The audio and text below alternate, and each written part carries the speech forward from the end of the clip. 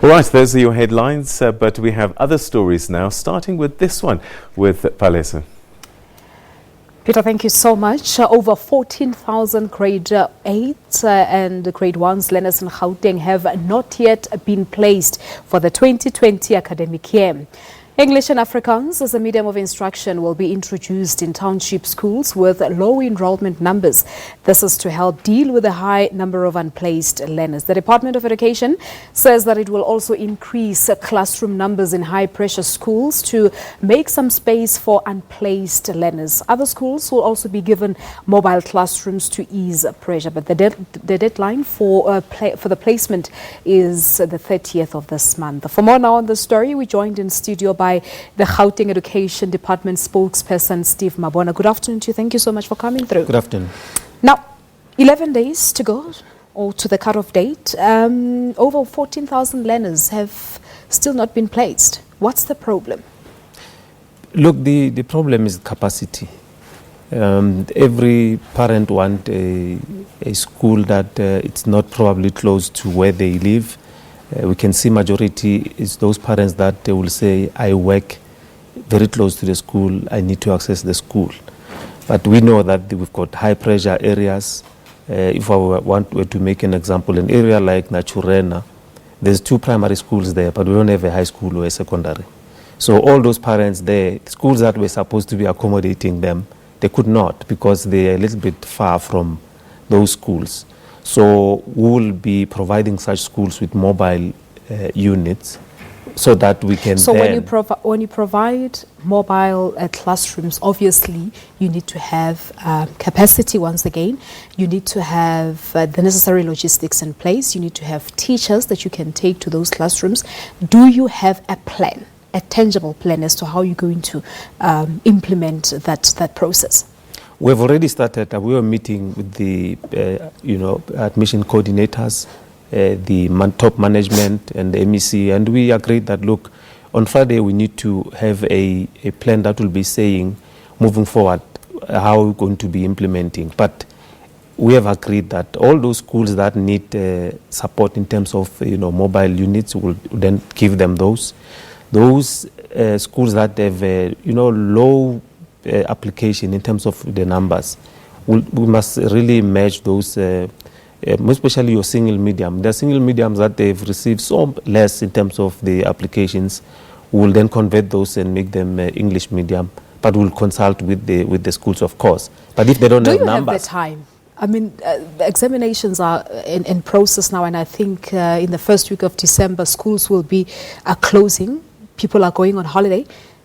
Do you have enough time for all the new plans that you're talking about? We do. Our target is the 30th. On the 30th, all parents would have received space.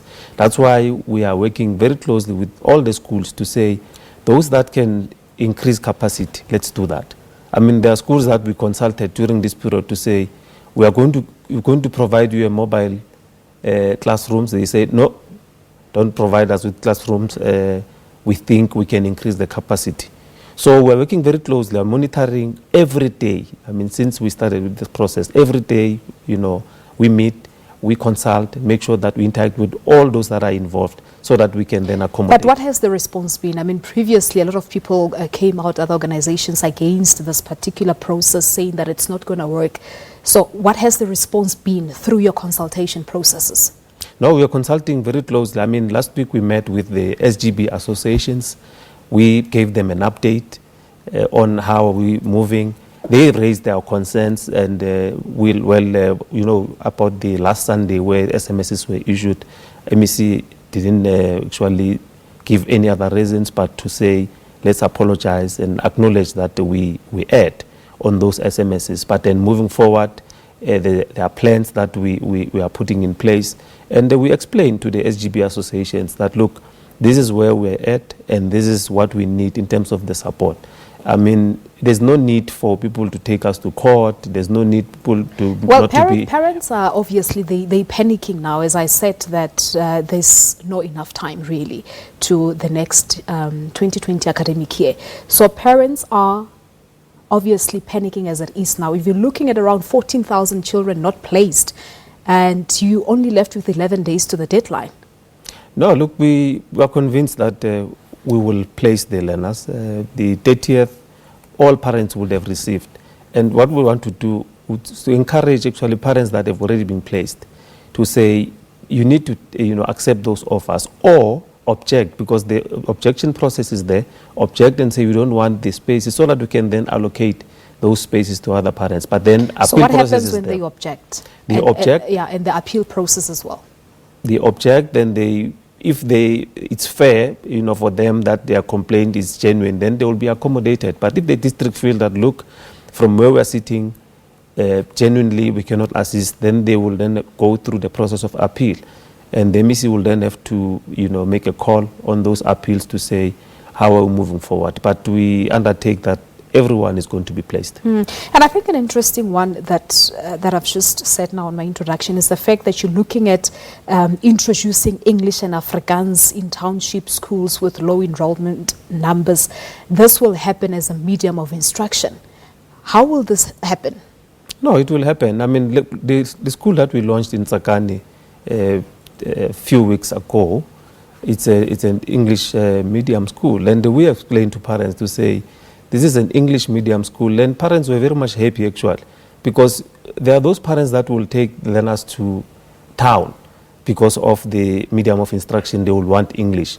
So if we bring English in the township, and we said we're going to acquire educators that are proficient to can teach in the English or in the Afrikaans. So parents will be happy. Do you have them in your database, those teachers as it is now? No, we do have. I mean, there's a lot of teachers that want to teach. So it's a matter of us fast-tracking the process and making sure that come January, teachers will be at different schools.